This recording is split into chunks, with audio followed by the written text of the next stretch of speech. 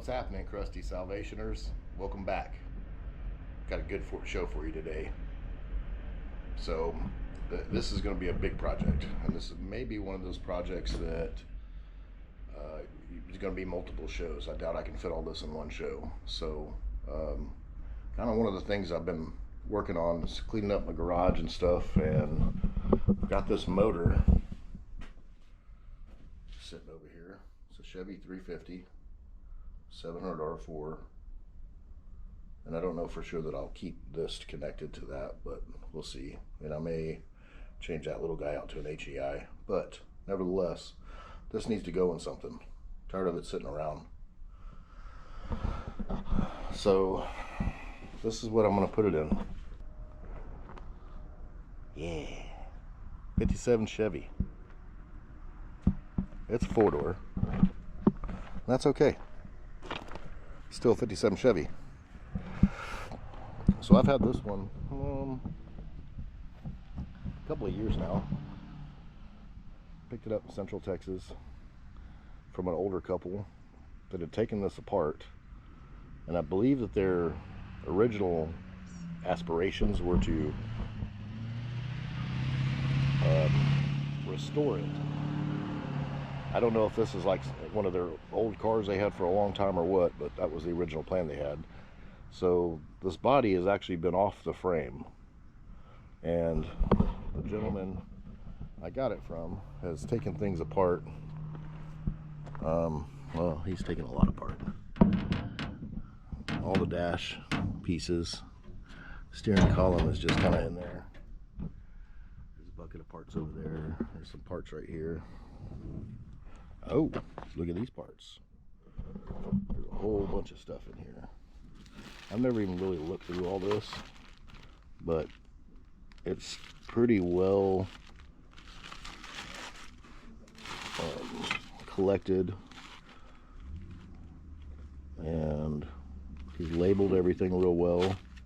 I mean, should be most of what I need to get this car back together. There's a drive shaft down there, another hubcap. This goes to the front valance up there below the grill. These go to the edge of the seat. The front seat's in pretty decent shape. Back seat, it's seen better days.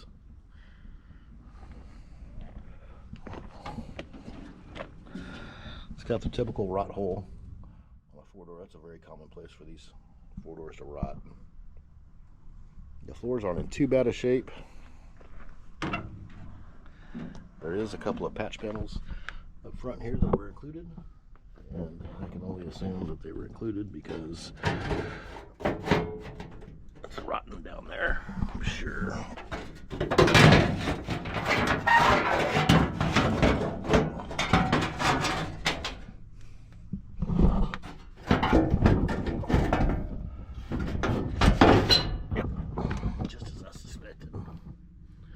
Got some good little rut holes there. Not too bad though. And it looks like that panel right there will cover it too. Seats bolted down still. Speedo cable. Speedometer reads 34,000 miles. Probably 134,000. Emma's 420. 1975, so maybe that was the last time it was on the road. 75, who knows. Came with keys.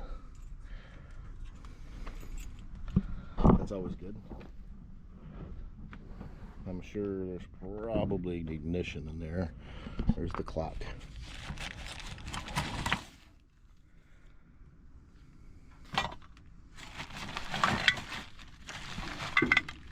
There's all kinds of stuff in there.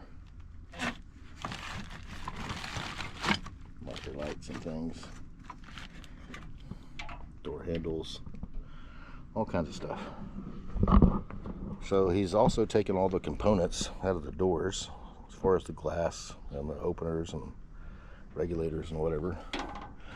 So these glasses are missing. That glass is not there. The trunk.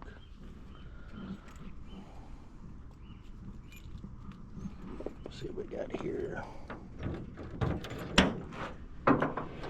It's full of stuff.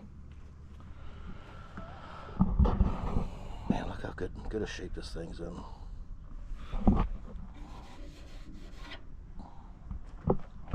Quarters, they're in great shape. There's not much rust at all on this car. This would be a great car to fix up. Right now, I don't care what it looks like, though. It's not my intention to fix up the looks of it. It's my intentions to put it back together. So we've got all kinds of stuff in here. Door garnishes, heaters, vents. There's the wing windows. Headlight bezels.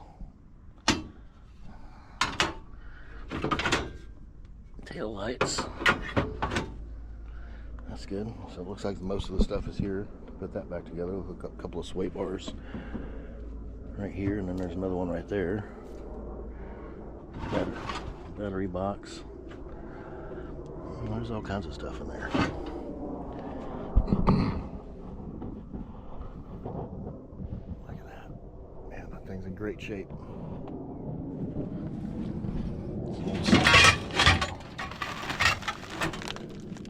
Little sticker still on the side here. That goes to the front, so the hood can latch. There's the glove box door.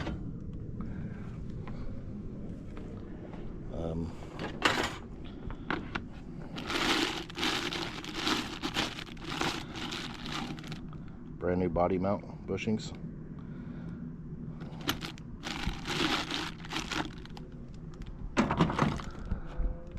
Other bushings.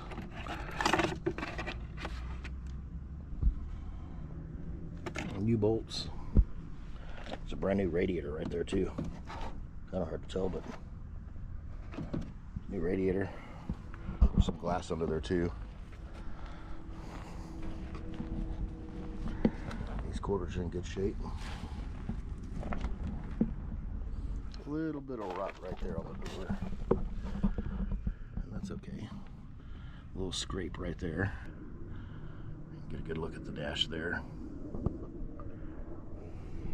Doors, they're not rotted either. Rockers are not rotted. So,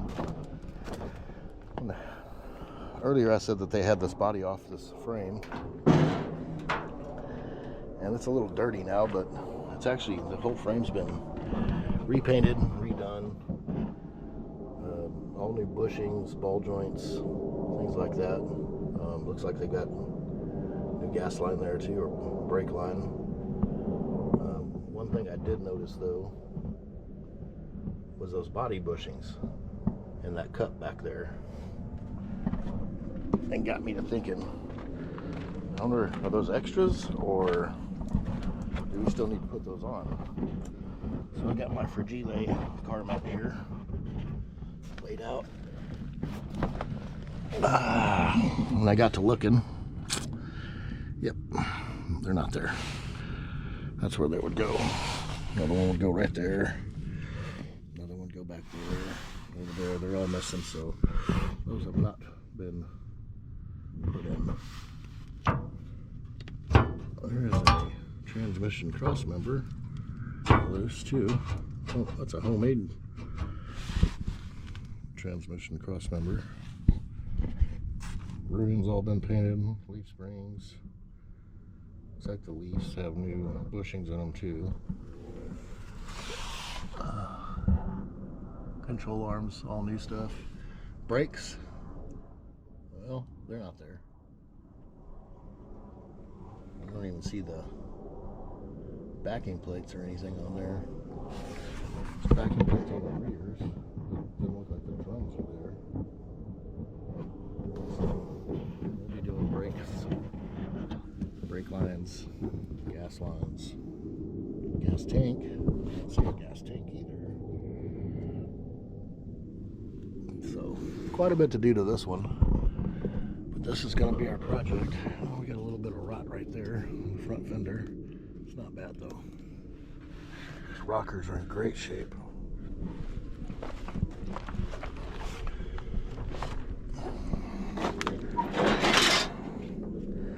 So I was really gonna just, at this point, kind of take an inventory of all the stuff that's in here. There's so much stuff here. Oh, mud daubers. Time to evict them guys.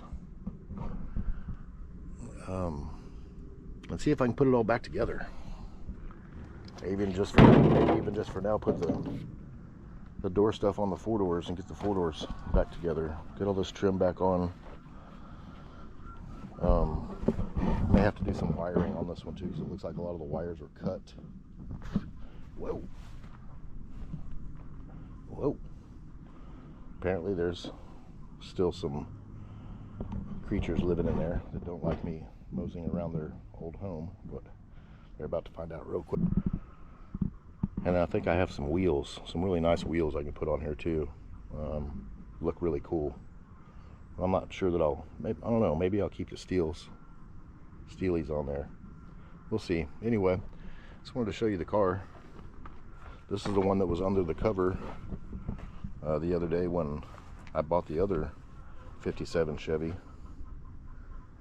So I just uncovered it and brought it over here, and honestly, when I bought this thing, I guess, I don't know, 2 years ago, maybe even longer than that, and I haven't done anything to it.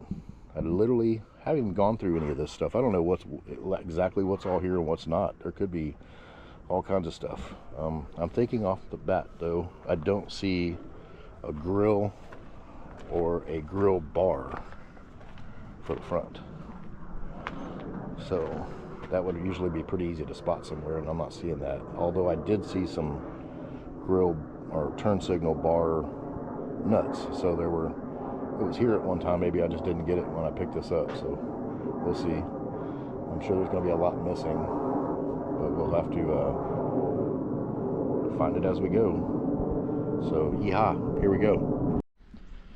All right, sun's gone down a little bit, so got back outside. Now it's only 1,000 degrees in the shade instead of 10,000 degrees. This is workable though. So anyway, I emptied out the 57, and I've been doing some work. So let me get you in here and show you what I've been doing here. So I emptied all the contents out of the inside, as well as took the seats out. Get a good idea of what the floor pans look like. These ain't too bad. That's not too bad. It's got a little bit of rust kind of out there by that post a little bit. These, that's definitely crusty there.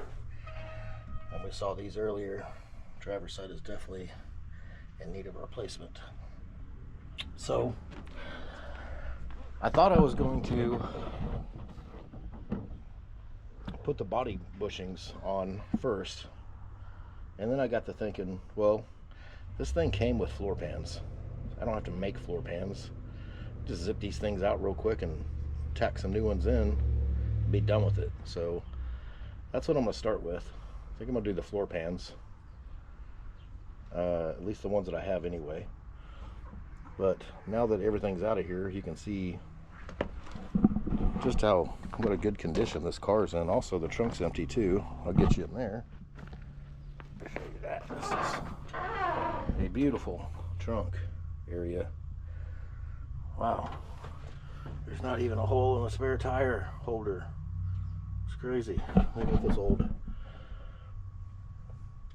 jack instructions still there. I don't see any special compartments, so this must not be one of those special FBI cars. I don't know if you guys know this or not, but I just learned this not too long ago that FBI back in '57 had several four-door cars, and they would roll around in those because they felt like they could just roll around in plain sight and not be seen. From what I heard, they're all black. I don't know that for sure, but apparently they have a secret compartment back here somewhere that even the dealers didn't even know about. And it's made to hold like special top secret papers and ammunition. things like that. So there's been several of these cars found. I was kind of hoping that this would have been one, but that's not the case. So anyway, the chickens think they found their new coop, but that is not going to be the case either. So she likes to follow me around. By the way, she laid her first egg this morning too, so she's happy. Happy hen. So anyway, just wanted to show you this. Well, it's empty because this is probably the last time it's going to look like this. Next time you're going to see me probably zipping out some floors. Also, as far as the parts, I'll get you those real quick. 57 Chevy threw up in my garage.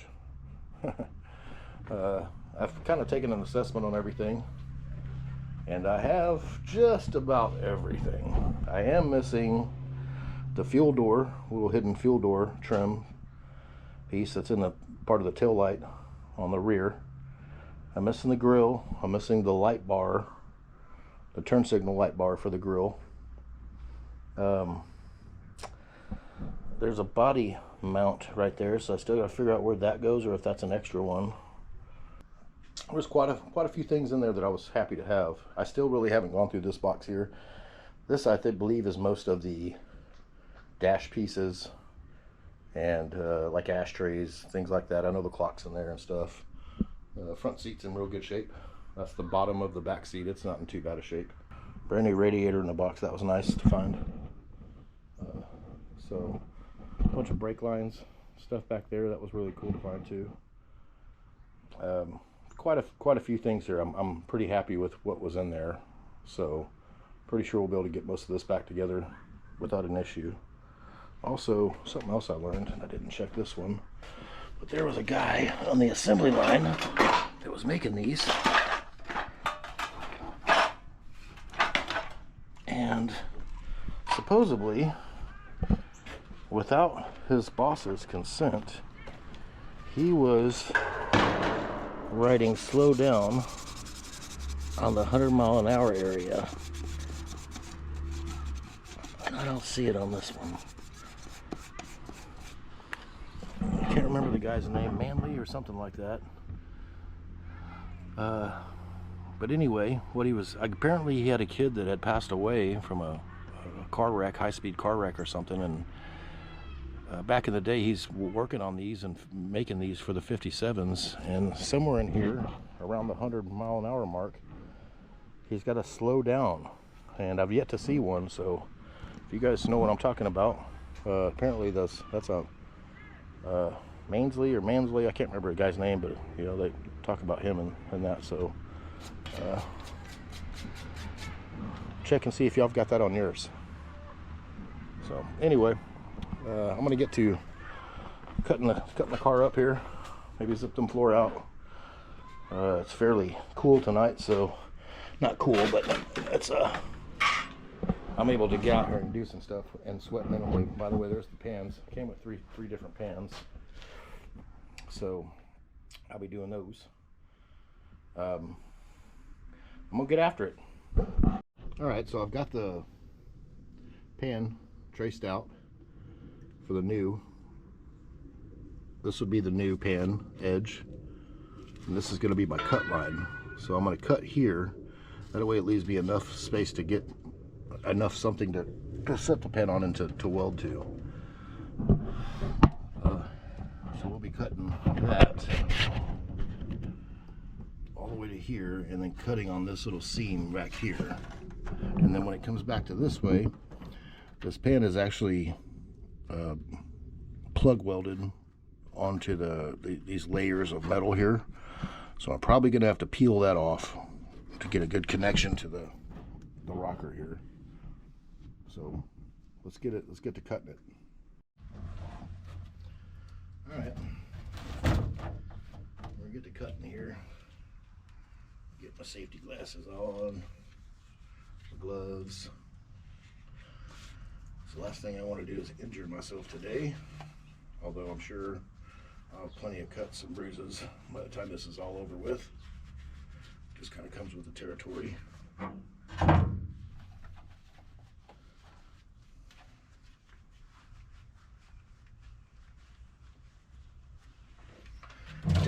9000. Here we go.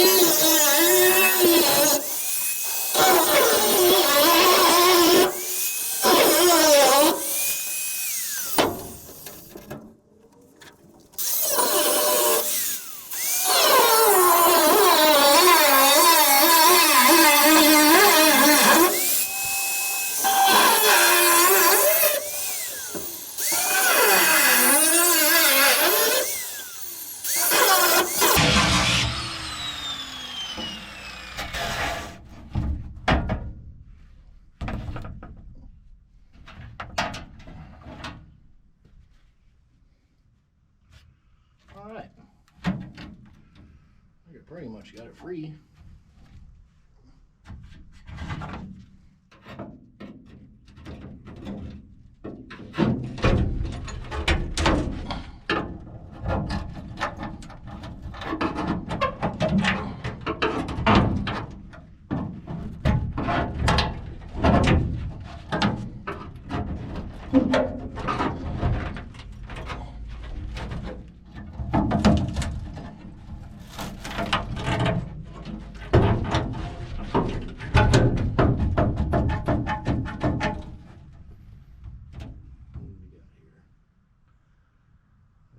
Welded to the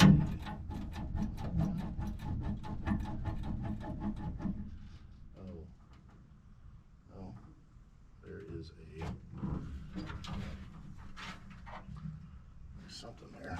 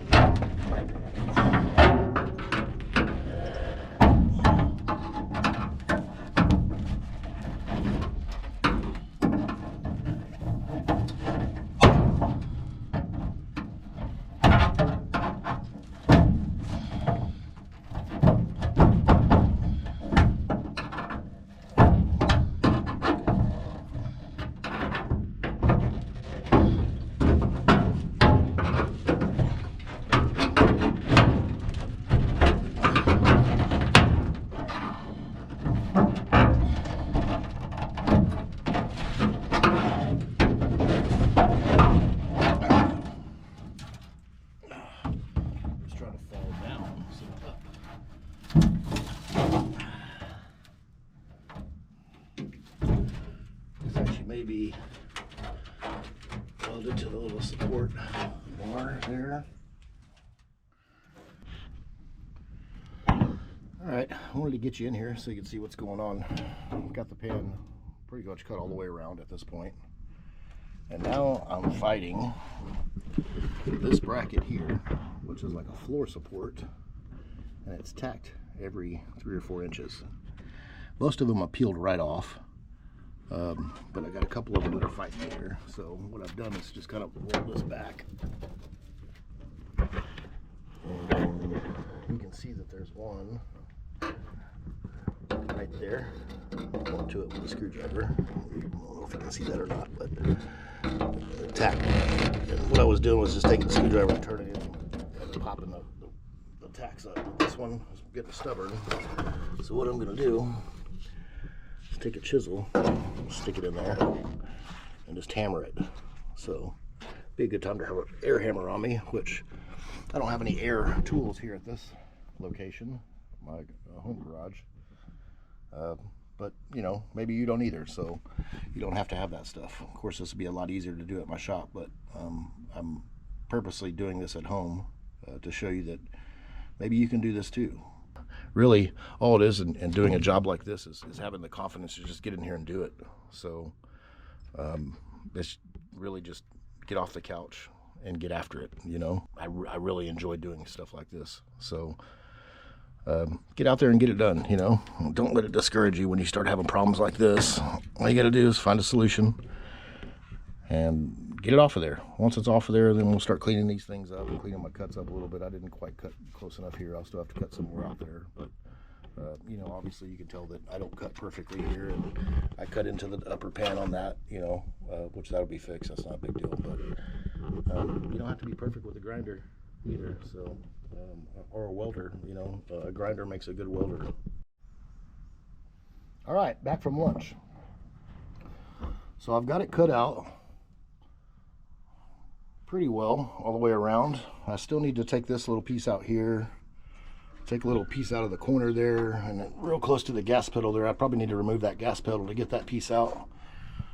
But really it fought me mostly on this little support here because it's tack welded every so often here. And normally if I was at my big shop, I'd just get out the air hammer and hammer that out, but I don't have the air tools here, so I used a chisel and a hammer. So use what you got. By the way, some friends stopped by. This is Wyatt. Say Wyatt. Brandon. What's up? These guys stopped by. They're gonna give me a hand on this, maybe a little bit here, and see if we can get some of this done a little quicker. Yeah. All right, Wyatt's gonna help out here.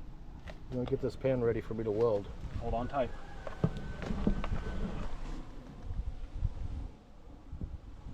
Go ahead.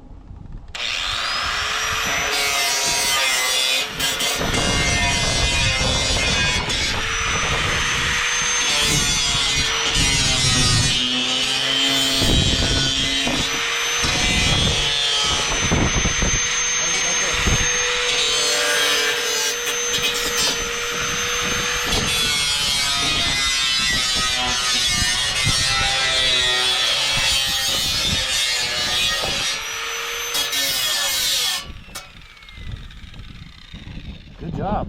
Did you let go? Be careful with your finger that close. Yeah. Try not to get too close to that wheel.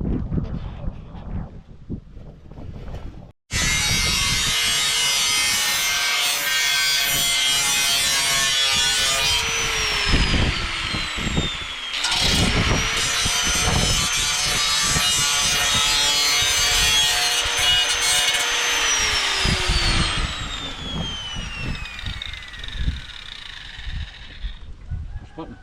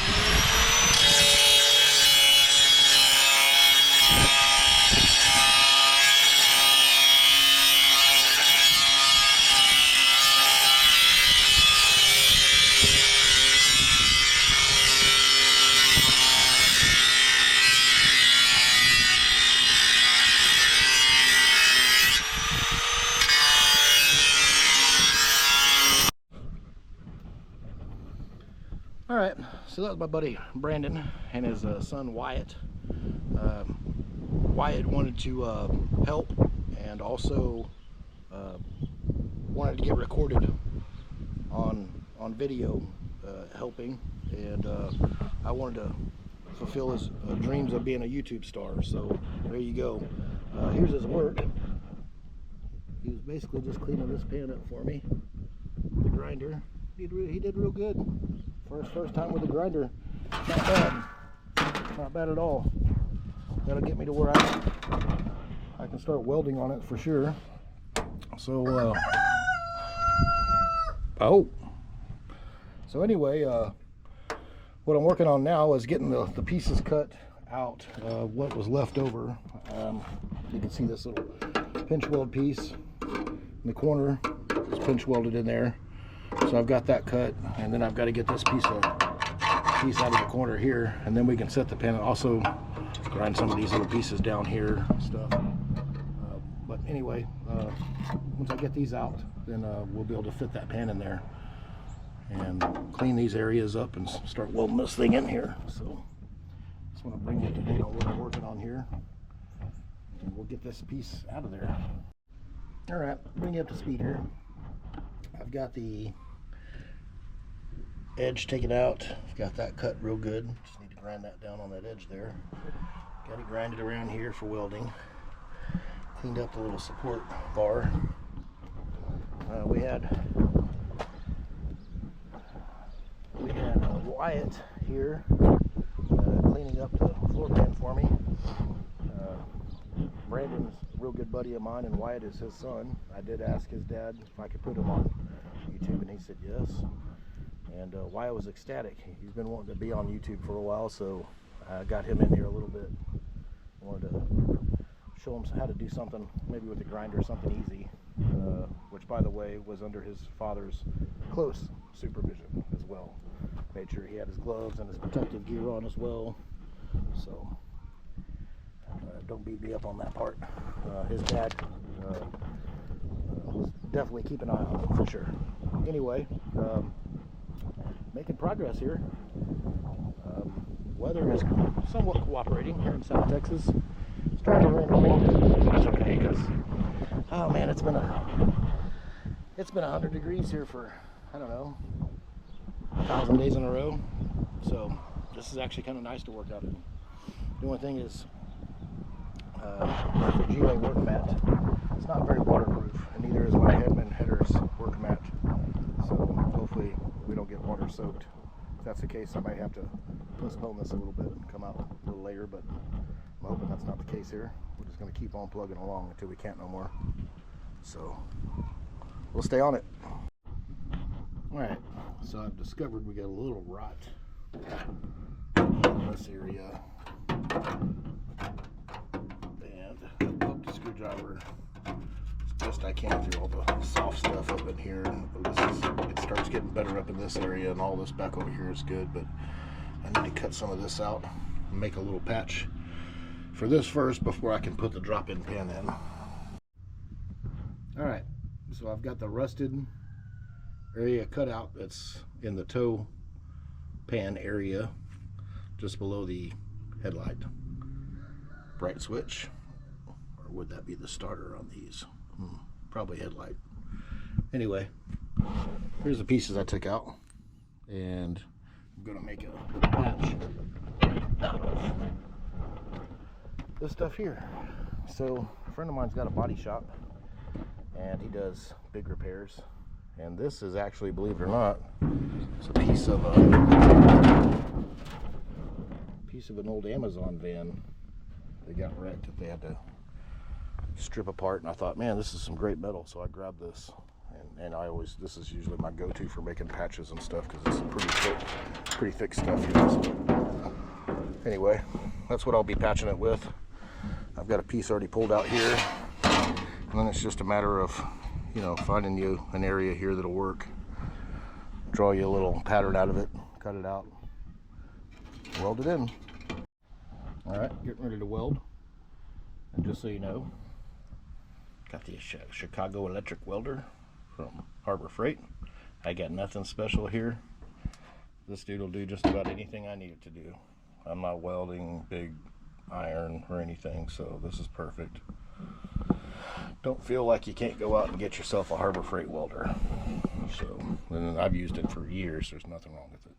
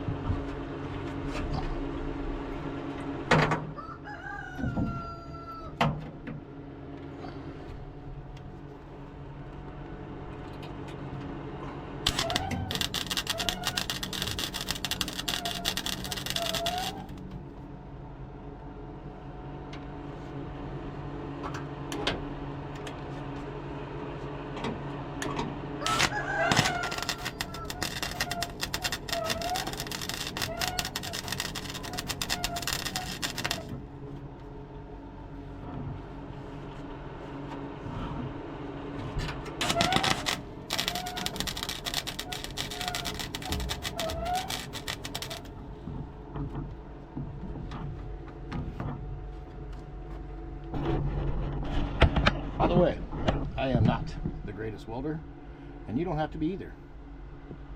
You're not welding full lines here, you're just tacking. So as long as your tacks are strong enough to hold that in, you're doing good.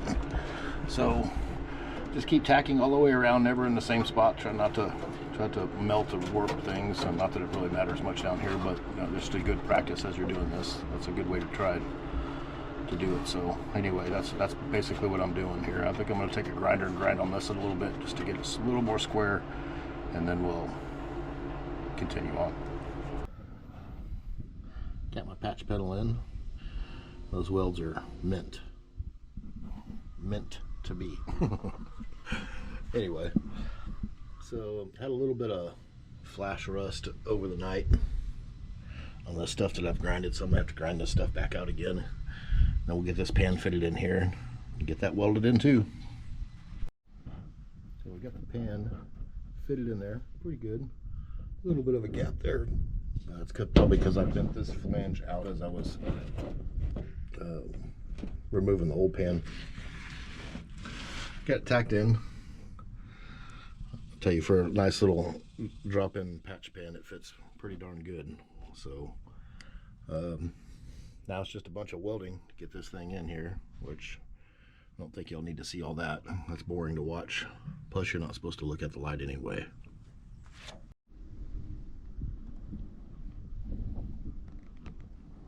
Well, we had a good life together. You served me well, Chicago Electric. Off to grinder heaven you go. Here we go. Okay. We have new grinders, thanks to Harbor Freight. So I got one from a cutoff wheel, one from a grinder wheel, so I don't have to keep changing wheels. I did forget to get a 3-way plug though, so I'm gonna have to keep changing plugs. So I mean, what are you gonna do? Also, this old guy, I've had this old guy for a long time. This is an old Lincoln. Yes, the old Lincoln electric. It's very reliable, it's good, but it's not auto darkening. So while I was at Harbor Freight, I upgraded and got this guy, the Vulcan 9000 with auto darkening, blah blah blah stuff. So anyway, I can see what I'm doing now. Then I have to keep flipping up and flipping down and flipping up and flipping down. So I've had an auto darkening one before, but I bought a cheap one, and I gotta tell you, I burned my eyes pretty good on it. It was not fun. So if you're gonna buy one of those, spend a little money on them. I think that one was $160 or something like that from Harbor Freight, and I'm sure the American flag cost me at least $60. So at least spend $100 on one, I'd say minimum, if you're gonna get one of those auto darkening ones. Always replace the battery in it too. These batteries tend to go bad pretty quick on them, and you don't want your eyes to get burned. So back at this again, where we was at before the grinder took a crap on me, is I was spot welding this in.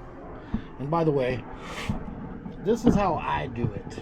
You may not do it this way, but that's okay. If you want to do it your way, do it your way. Get you a camcorder or a GoPro or a phone, and you record away on your own shows and do them that way. Or you just do them at home the way you want to. This is the way I do them. So this may not be the way everybody does them. This is the way I do them. I don't have any problem with the way I do them. As far as functionality, they work just fine.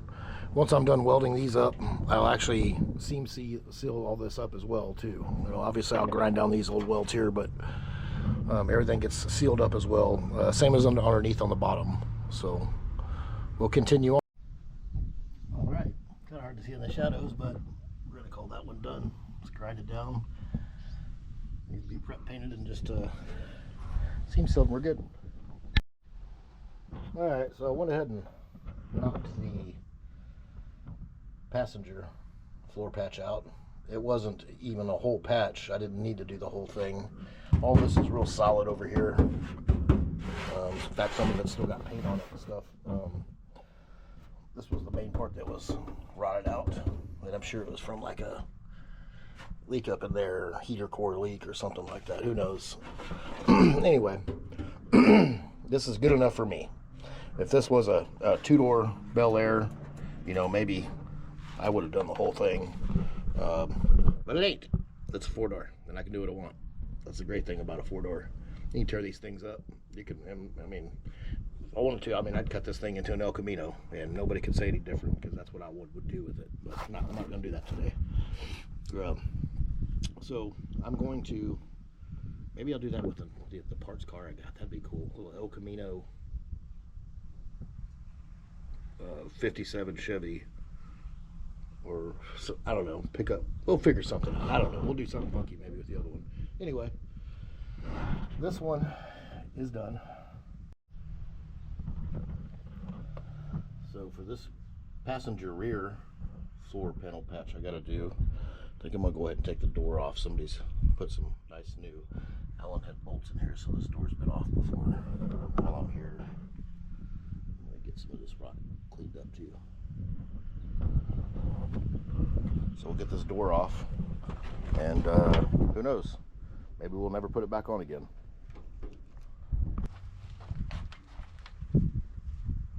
Got the Falkenstein shirt on today. Buff's Garage. If you haven't seen Buff's Garage, go check him out. He's awesome. He's working on a really cool hot rod truck right now. All right, we got our piece fitted up pretty well. We're gonna go ahead and get her on welded in. Don't look. All right, third patch is in. Grind it down, ready for seam sealer. So I got a little known secret for seam sealer. I learned this one from Dalton. Pole barn garage. Liquid nails.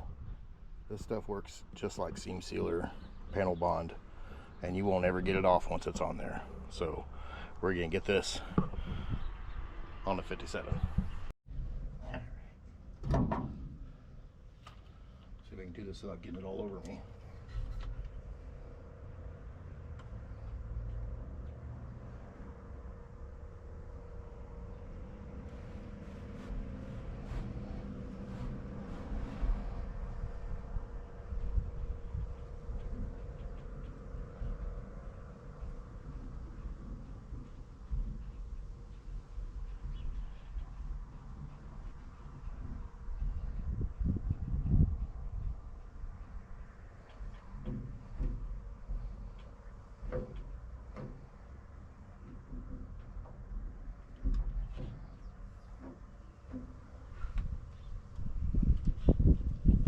So I'm a plumber by trade. You didn't know that already. And caulking and this stuff is almost the same as far as putting it on. Just take your time. You don't want it real thick because this stuff dries hard and it'll definitely like push up your carpet or something if you got a real hard area of it, chunk of it that you didn't sand down or something. So I try to lay it flat, kind of like the factory did back in the day. It doesn't have to be perfect though.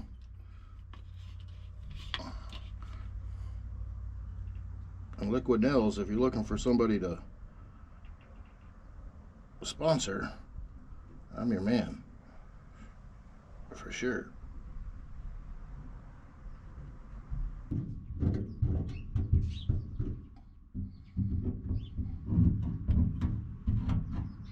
Some folks are asking, should I have painted that first before I put this on? I don't know. This is the way I'm doing it. Maybe I should have primed it first, but in my thinking was the primer would peel off and then peel this stuff off. So I wanted to go right to the middle with this.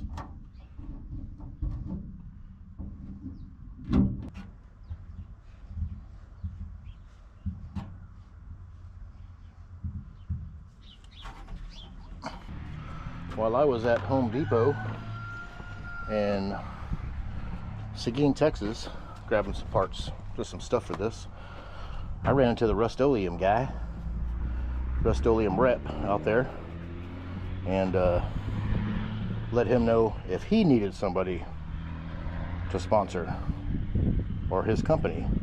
I am also your guy for that. So I love me some Rust-Oleum. Went in and got the turbo can too, so I could just be done with it in like 2 sprays. Whole car, 2 sprays, you know. So anyway, I think you know how to spray paint, but if you don't, we'll do a show about that one day too. So, and if you spray paint, use Rust-Oleum. Anyway, just wanted to show you guys how. Okay, it's not morning. It's like 6 o'clock in the afternoon, just so you know. He's just kookadookadoing. Anyway, just wanted to show you how I do the panels. You don't necessarily have to do them this way. I'm sure there's a bunch of guys that are gonna roast me out there saying, oh, this ain't the right way, don't be teaching people this. Well, you know what? I'm not necessarily teaching you, I'm just showing you how I do it. If you decide to do any of these repairs, they're at your own risk. So do them at your own risk if you're doing them my way. Other than that, I can tell you this, I've never had any problems with my way, because my way is always the best way, in my opinion. So anyway, telephone call. Scam likely. Happens all the time. Got the good stuff, turbo can.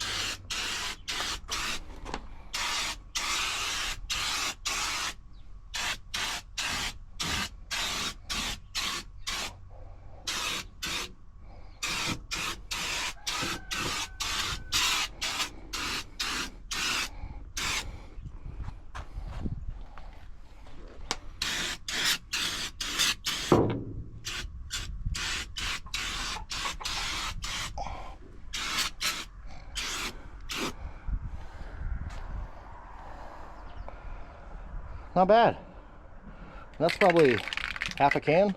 I might be able to do the other side with the whole can. I was thinking two cans for this, but seems to be going a long way.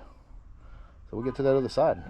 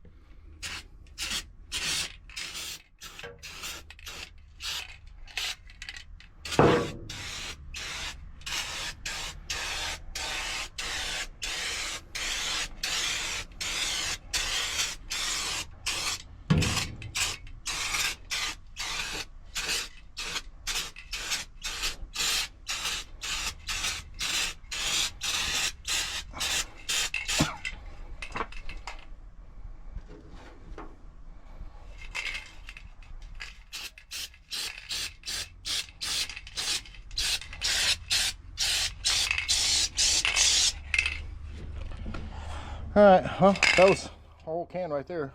Did a whole floor, not bad. Probably use a little touching up here and there, but I just want to kind of coat it with everything.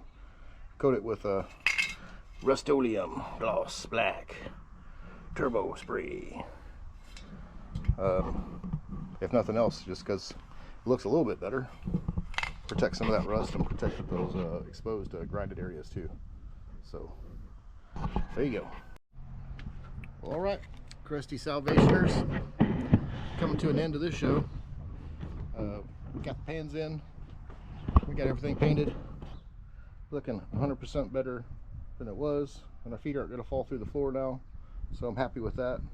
Probably went a little further than I should have as far as replacing these other panels. I probably didn't even really have to do these as much, but did them anyway. Yeah, I could have done the whole panels, but I was happy with this. The rest of those floors are in great shape. And don't let the little light patches fool you. That's some of the padding still left on the floor that was stuck to the floor. I didn't scrape all that stuff off when I painted it. Just painted right over it. So now all that padding's brand new too. So anyway, good to go. So you know, if this video was good for you and you liked it and you learned something, give me a like, give me a subscribe. I'm not a great welder. I'm not a ASE certified technician. I'm not a bodyman. I'm a plumber, master plumber. That's what I do for a living. But cars are my passion, and I did this one to the best of my abilities. And it may not be the best of your abilities, and your abilities might be better, your abilities might be worse, but nevertheless, if you follow my instructions, you do them at your own risk, you know. So I'm just trying to motivate you to get out there and get them done, even on a four-door. Four-door's cool. They can be cool too. So even if you don't do a two-door conversion, the four-door is still cool. I've always liked four-doors no matter what. I think like four-door Chevelles, 70 Chevelles and things like that are pretty cool looking, you know. You just don't see them anymore, you know. A lot of people crush those and things. But anyway, this particular four-door I'm going to do up a little nicer than normal. Yeah, you know, I know I said don't worry about what they look like and things like that, just drive them. And usually I'm that way, but on this particular one, because it's such a clean car as far as the rust goes, there's very minimal rust on it. I'm going to try to do this one up somewhat nice. I don't know what I'll do with the patina or the paint job on it. We'll see. I may just leave it like that, or we may paint it. Who knows? We'll see. But that'll wrap it up for this show. So if you learned something, or if you didn't, give me a like, give me a subscribe. Even watching for a few more minutes helps me out. Every little minute that you guys watch helps. So I appreciate all the support I can get. Krusty Salvation's out.